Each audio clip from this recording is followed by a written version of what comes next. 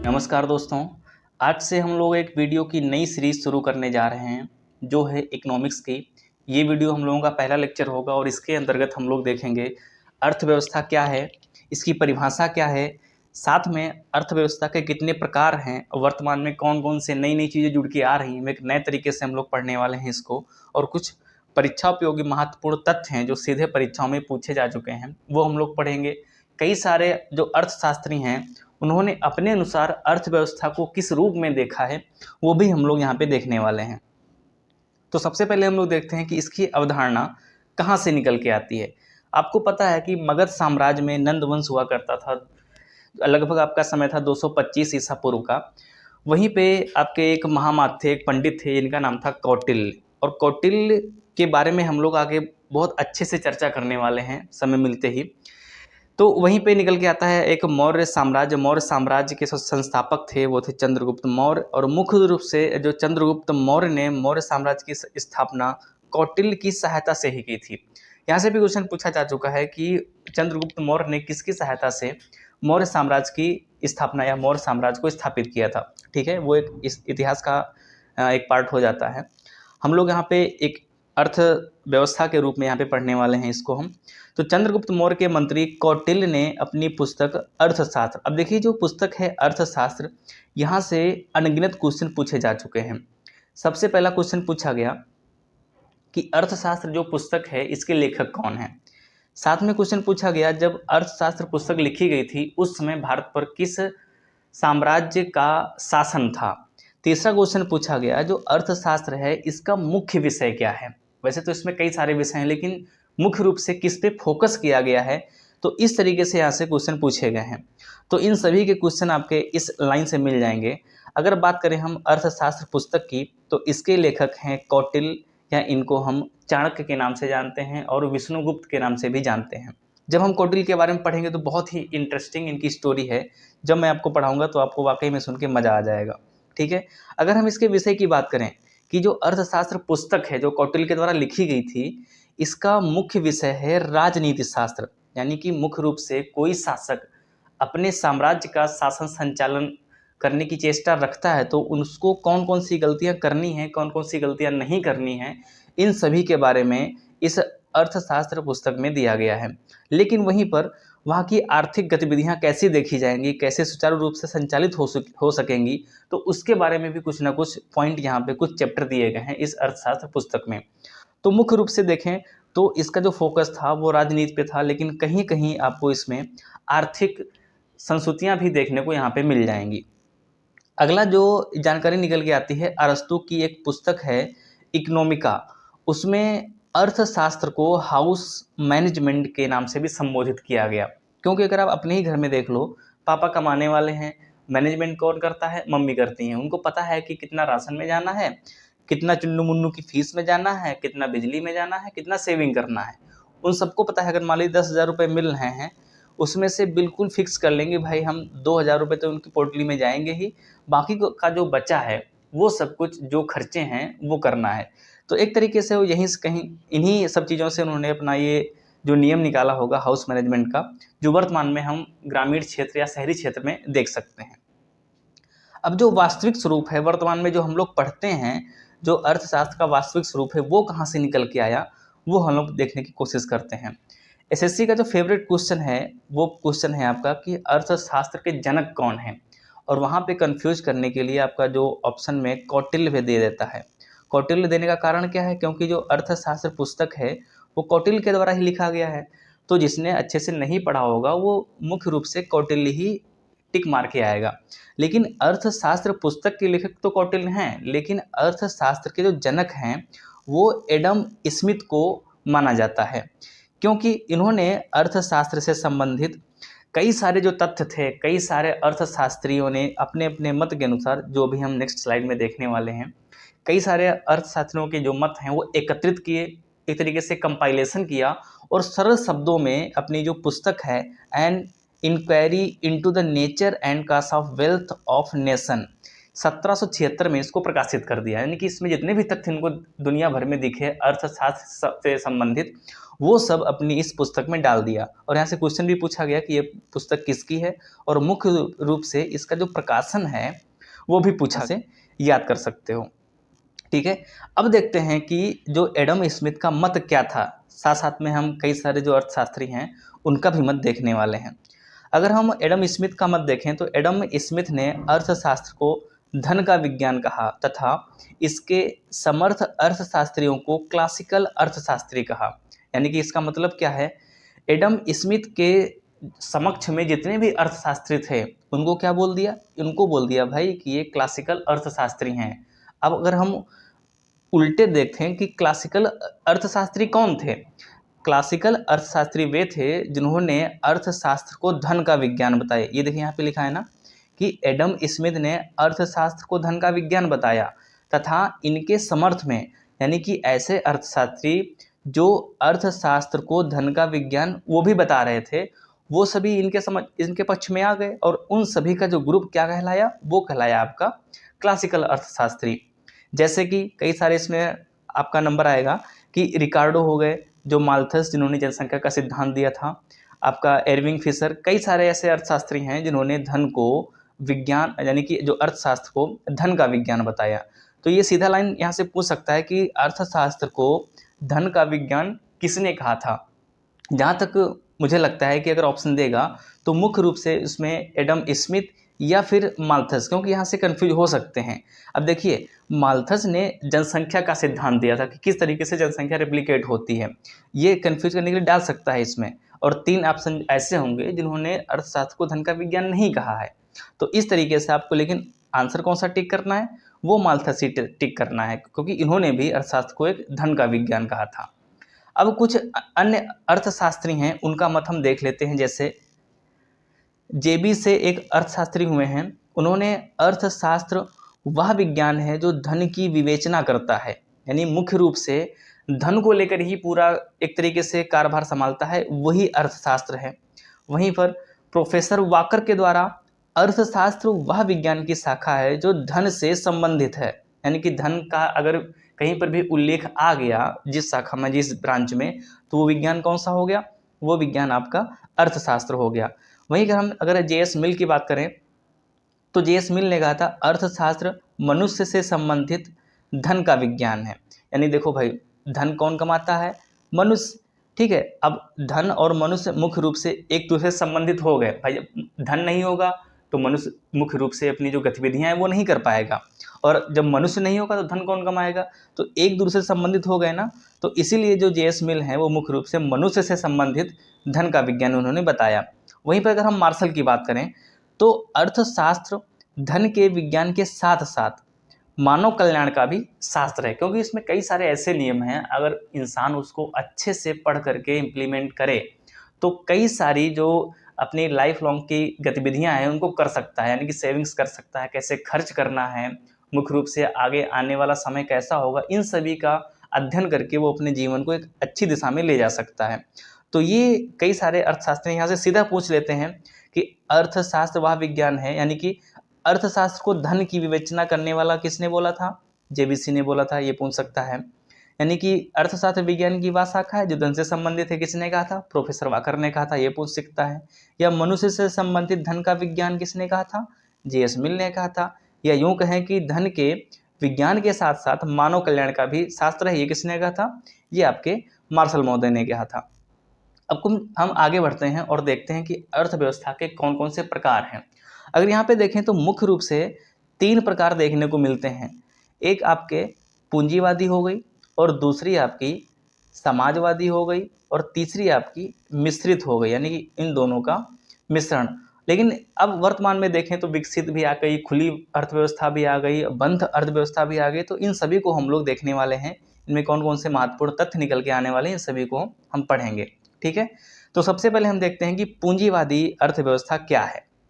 यहाँ से जो आपका जो पीटी हुआ था अभी 15-16 अक्टूबर को UP triple S C PT, यहाँ से क्वेश्चन सीधा सा पूछा गया था, जो 16 अक्टूबर की मॉर्निंग की शिफ्ट थी उसमें। ठीक है, अगर पेपर देखेंगे तो वहाँ से मिल जाएगा क्वेश्चन। अब इसमें होता क्या है, इस प्रकार की अर्थव्यवस्था पहले हम ये थ्योरी समझते हैं, फिर हम अपनी भाषा में इसको समझाएंगे। तो पहले थ्योरी देख लीजिए क्या है। इस प्रकार की अर्थव्यवस्था बाजार की शक्तियां अर्थात मांग और आपूर्ति के सिद्धांत के अंतर्गत स्वतंत्र रूप से कार्य करती हैं। इसे बाजार अर्थव्यवस्था के नाम से भी जाना जाता है। अगर यहाँ से क्वेश्चन पूछ दें कि बाजार अर्थव्यवस्था का अन्य नाम क्या है, या ये आपकी जो पूंजीवादी अर्थव्यवस्था है इसको अन्य किस नाम से जाना जाता है, तो ये दोनों क्वेश्चन डायरेक्टली या इनडायरेक्टली रूप से आपसे पूछ सकता है। ठीक है, इसमें कुछ नहीं समझ में आया होगा आपको, लेकिन अब हम इसको अपनी लैंग्वेज में समझाते हैं कि पूंजीवादी अर्थव्यवस्था क्या है। मान लीजिए कोई भी देश है जहाँ पर केवल और केवल जो पूंजीपति हैं उन्हीं का कारोबार चलता है, सरकार का उन कारोबारों में कोई इंटरफेयर नहीं है, तो मुख्य रूप से उस देश की जो अर्थव्यवस्था होगी वो पूंजीवादी होगी। यानी कि उस देश की अर्थव्यवस्था देश के बड़े बड़े पूंजीवादी ही मिलकर चला रहे होंगे। जैसे अगर हम भारत का एग्जांपल हैं, अगर भारत में जियो या टाटा, आपका या तो एयरटेल इस तरीके से, या अडानी ग्रुप आ गया, ये सब मिलकर ही चलाएं। यहाँ पे रेलवे ना रहे आपका, भाई एयर इंडिया तो बिकी गया, इसको छोड़ दीजिए, आपका बीएसएनएल ना रहे, ये जितने भी सरकारी उपक्रम हैं उन सभी को बंद कर दिया जाए, डिफेंस के कई सारे यूनिट हैं उनको बंद कर दिया जाए, और इन सभी क्षेत्रों में चाहे वो सुरक्षा से संबंधित हों चाहे विदेशी नीति से संबंधित हों, सब में ये आपके जो प्राइवेट प्लेयर हैं वो घुस जाएं, तो हमारे भारत की भी अर्थव्यवस्था कैसी हो जाएगी, पूंजीवादी हो जाएगी। क्यों? क्योंकि सभी पूंजीपति देश की अर्थव्यवस्था को मैनेज कर रहे हैं। सीधा सा मतलब है, जिस देश की अर्थव्यवस्था मुख्य रूप से प्राइवेट कंपनियां चला रही हों और सरकार का कोई इंटरफेयर ना हो, तो वो अर्थव्यवस्था कैसी होगी, वो मुख्य रूप से जो अर्थव्यवस्था होगी वो पूंजीवादी अर्थव्यवस्था होगी। ठीक है, अब नेक्स्ट बात करते हैं हम समाजवादी अर्थव्यवस्था की। अब इस प्रकार की पहले हम डेफिनेशन समझते हैं और उसके बाद में हम अपनी लैंग्वेज में इसको समझाएंगे। इस प्रकार की अर्थव्यवस्था कार्ल मार्क्स के सिद्धांतों पर आधारित है। ये पॉइंट आप याद रखना, यहाँ से पूछ सकता है कि कार्ल मार्क्स के सिद्धांत किस प्रकार की अर्थव्यवस्था से संबंधित हैं। तो कौन सी आपकी अर्थव्यवस्था है, वो आपकी समाजवादी अर्थव्यवस्था है। कार्ल मार्क्स के सिद्धांतों पर आधारित व्यवस्था का प्रतिपादन करता है। इसके अंतर्गत उत्पादन के समस्त साधनों पर राज्य और समुदाय का नियंत्रण रहता है। जैसे सोवियत संघ, अगर हम वर्तमान रूस जो है, अगर रूस की अर्थव्यवस्था की बात करें तो वहाँ पे कोई भी कंपनी प्राइवेट नहीं है। मुख्य रूप से जो भी कार्य होते हैं वो समाजवाद के लिए होते हैं, समाज की भलाई के लिए होते हैं, और समाज के जो लाइन में अंतिम छोर पे खड़ा हुआ है वहाँ तक सेवाएं पहुँचाई जाती हैं। अब इसको बिल्कुल सिंपल वे में समझते हैं हम क्या है समाजवादी अर्थव्यवस्था को। हम भारत का ही एग्जाम्पल लेते हैं क्योंकि हम अच्छे से समझ पाएंगे। मान लीजिए मोदी जी रात में 8 बजे आएँ और बोल दें कि भाइयों और बहनों, आज से जितनी भी प्राइवेट कंपनियां हैं उन सभी को भारत सरकार ने खरीद लिया है, चाहे वो जियो हो, चाहे टाटा हो, चाहे आपका अडानी ग्रुप हो, कुछ भी हो, वो सभी को भारत सरकार ने खरीद लिया है। जो भी सुविधाएं होंगी वो भारत सरकार के दिशा निर्देश के अनुसार और इसी की छत्रछाया में संचालित होंगी। तो क्या होगा, भारत की जो अर्थव्यवस्था है मुख्य रूप से समाजवाद की ओर खिसक जाएगी, यानी कि कोई भी प्राइवेट प्लेयर नहीं बचेगा। सीधा सा कहने का मतलब ये है कि जिस देश में सभी बड़ी कंपनियां या मुख्य रूप से जितने भी कमाई के सोर्स हैं सरकार के, उन पे केवल और केवल भारत सरकार का ही, यानी कि उस देश की सरकार का ही हस्तक्षेप हो, और बाहरी कोई भी प्राइवेट प्लेयर ना हो, कोई भी पूंजीपति ना हो, तो उस देश की अर्थव्यवस्था कैसी होगी, समाजवादी अर्थव्यवस्था होगी। क्यों? क्योंकि भाई सरकार काम करेगी, क्योंकि पूंजीपति होगा वो अपनी भलाई के लिए काम करेगा, और जो सरकार होगी वो समाज की भलाई के लिए काम करेगा। तो ये डिफरेंस आपको समझ में आना चाहिए। अब जो मोस्ट इंपॉर्टेंट है उसकी ओर हम बढ़ते हैं, जो है आपकी मिश्रित अर्थव्यवस्था। मुख्य रूप से ये जो भारतीय अर्थव्यवस्था है उसका रूप दर्शाता है हमारी मिश्रित अर्थव्यवस्था। इसके अंतर्गत क्या है, पहले हम डेफिनेशन समझते हैं, फिर हम अपनी लैंग्वेज में समझेंगे आपको समझाने के लिए। इस प्रकार की अर्थव्यवस्था में समाजवादी और पूंजीवादी अर्थव्यवस्था का मिश्रण होता है। यानी कि जो पीछे प्राइवेट प्लेयर्स पढ़ लिए हैं और गवर्नमेंट को पढ़ लिए हैं, यानी कि दोनों को मिक्स कर दें। कहने का मतलब क्या है, वहाँ पर आपके जियो भी होगा, अडानी भी होगा, और इंडियन रेलवे भी होगा। यानी कि सरकार और पूंजीपति यानी कि गवर्नमेंट और प्राइवेट मिल करके काम करें, तो वो कैसा हो गया, आपका मिश्रित अर्थव्यवस्था हो गया। इसमें क्या होगा भाई, पूंजीपति कुछ सरकार की हेल्प करेंगे और सरकार उनकी पॉलिसी मेकिंग में इस तरीके से पॉलिसी बनाएंगे जिससे पूंजीपतियों को लाभ हो, जैसा आप वर्तमान में भारत की जो अर्थव्यवस्था है उसमें देख पा रहे होंगे। ठीक है, आर्थिक संसाधनों के महत्वपूर्ण भाग पर राज्य का नियंत्रण होता है, जैसे कि आप भारतीय रेल लिख लीजिए। यहाँ तक कि भारत में सब धीरे धीरे करके डिसइन्वेस्टमेंट हो रहा है, लेकिन कहीं ना कहीं जैसे रक्षा हो गया, रक्षा का पूरा आपका सरकार के अंडर में आता है। रेलवे का भी एक बहुत बड़ा हिस्सा सरकार के अंडर में आता है। ये कई सारे जो बड़े बड़े उपक्रम हैं, जो महत्वपूर्ण उपक्रम हैं, चाहे वो एटॉमिक एनर्जी आप ले लीजिए, तो वो सभी राज्य यानी कि जो भारत सरकार है उसके अंदर नियंत्रण में हों और उसी के साथ निजी क्षेत्र को विकास का अवसर प्रदान किया जाए। जैसे 5G ले लीजिए आप, 5G आपकी BSNL ने अभी लॉन्च नहीं किया है, लेकिन एयरटेल हो गया, जियो हो गया, वोडाफोन हो गया, इन सभी ने 5G सर्विस भारत के 13 शहरों में लॉन्च कर दिया है। ठीक है, यानी कि आप सरकार भी साइड में बढ़ेगी और जो पूंजीपति हैं वो भी बढ़ेंगे। इससे क्या होगा, जो समाज का कल्याण होगा और तेजी से होगा। क्यों? क्योंकि जो पूंजीपति लाभ कमाएंगे थोड़ा बहुत इधर सरकाएंगे और सरकार जो भाई समाज के कल्याण के लिए काम करती ही है। तो इस तरीके से समझ सकते हो कि जिस देश में प्राइवेट और गवर्नमेंट सेक्टर साथ साथ मिल करके काम करें तो वो उस देश की जो अर्थव्यवस्था है वो कैसी होती है, वो आपकी मिश्रित अर्थव्यवस्था होती है। वहीं पर कर देखें, मिश्रित अर्थव्यवस्था अपनाने वाला जो विश्व का प्रथम देश था वो था फ्रांस। ठीक है, बहुत ही महत्वपूर्ण तथ्य है, शायद ही आपको पता हो, याद रखना। वन लाइन में पूछ सकता है वनडे एग्जाम में कि विश्व का पहला देश जिसने मिश्रित अर्थव्यवस्था को अपनाया था वो कौन सा देश है, वो आपका है फ्रांस। ठीक है, नेक्स्ट बात करें अगर हम, मिश्रित अर्थव्यवस्था एक अनिवार्य और नियोजित अर्थव्यवस्था है। वहीं जैसा कि मैंने बताया, भारत मिश्रित अर्थव्यवस्था का सर्वोत्तम उदाहरण है। यहाँ पे आप देख सकते हो किस तरीके से प्राइवेट प्लेयर्स और जो गवर्नमेंट साथ साथ मिलकर के काम करती है। ठीक है, नेक्स्ट बात करें अगर हम, 6 अप्रैल 1948 को राष्ट्रीय सरकार ने औद्योगिक नीति की घोषणा में मिश्रित अर्थव्यवस्था का सुझाव दिया था। यहाँ से क्वेश्चन अगर आपसे पूछ दे कि भारत में मिश्रित अर्थव्यवस्था का सुझाव किसने दिया था, तो ये आपको 6 अप्रैल 1948 को एक औद्योगिक नीति बनाई गई थी और उसी में ये कहा गया था कि भारत में मिश्रित अर्थव्यवस्था होनी चाहिए जिससे कि भारत तेजी से विकसित होने के दिशा में अग्रसर होगा। अब कुछ नए टर्म हैं उनके बारे में देखते हैं, जैसे खुली अर्थव्यवस्था। अब ये खुली अर्थव्यवस्था क्या है भाई? ठीक है, इसके बारे में देखते हैं। कई बार क्वेश्चन पूछे जा चुके हैं और पूछ भी सकते हैं यहाँ से। इसमें क्या होता है, देखो यहाँ समझिए, खुली अर्थव्यवस्था का मतलब है कि हम विदेशों को व्यापार यानी विदेशों को अपना सामान भेजें और विदेशों से हमारे देश में भी सामान आए, यानी कि आयात निर्यात पर हम एक तरीके से प्रतिबंध हटा दें। यह नियंत्रण मुक्त अर्थव्यवस्था है जो स्वतंत्र प्रतियोगिता को प्रोत्साहित करता है। वैश्वीकरण, यहाँ से शब्द आ गया वैश्वीकरण। मान लीजिए हम चाइना से सामान मंगवाते हैं और हम जो है चाइना को सामान भेजते भी हैं कुछ चीज़ें, तो ये क्या हो गई, हमारी खुली अर्थव्यवस्था हो गई। वैश्वीकरण की नीति में भी सभी देश मुक्त अर्थव्यवस्था को अपना रहे हैं। जैसे कि जो भारत में आपका 1991 में LPG जो मॉडल आया था उसी के अंतर्गत भारत भी इस श्रेणी में आ गया था। वैसे 1991 के पहले भारत एक बंद अर्थव्यवस्था का क्षेत्र था, यानी कि हम किसी भी विदेशी व्यापार से संबंध नहीं रखते थे।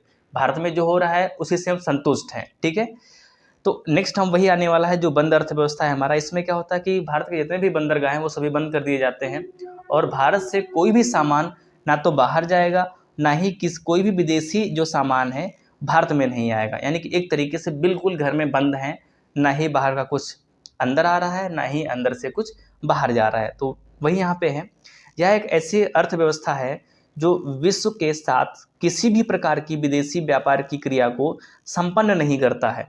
इस प्रकार की आर्थिक क्रियाएं एक देश की सीमा के अंदर ही होती हैं। मुख्य रूप से आप ये समझ सकते हो कि कोई ऐसा देश जो किसी से मतलब ना रखता हो, अगर गेहूं हो रहा है तो गेहूं ही खाएंगे, अगर चावल नहीं हो रहा तो हम चावल मंगाने की कोशिश नहीं करेंगे, हम चावल खाना ही बंद कर देंगे। इस तरीके से आप समझ सकते हो। तो ये इस तरीके से हो गई आपकी बंद अर्थव्यवस्था। तो ये हम लोगों ने आज एक कुछ परिभाषाएं देखी जो विभिन्न अर्थशास्त्रियों के द्वारा दी गई थी। साथ में हमने देखा कि कहाँ से अर्थव्यवस्था का जो मेथड निकल के आया। साथ में हमने जितने भी प्रकार हैं जो परीक्षा की दृष्टि से महत्वपूर्ण है वो हमने देखा, कितने प्रकार की अर्थव्यवस्थाएं होती हैं। अब हम नेक्स्ट वीडियो में देखेंगे कि आगे का एक सीरियल से हम लोग पढ़ेंगे, बीच बीच से कुछ नए टॉपिक उठाएंगे, जो सीरियल से होगा वही हम लोग अच्छे से कवर करते जाएंगे। तो मिलते हैं नेक्स्ट वीडियो में, तब तक के लिए नमस्कार।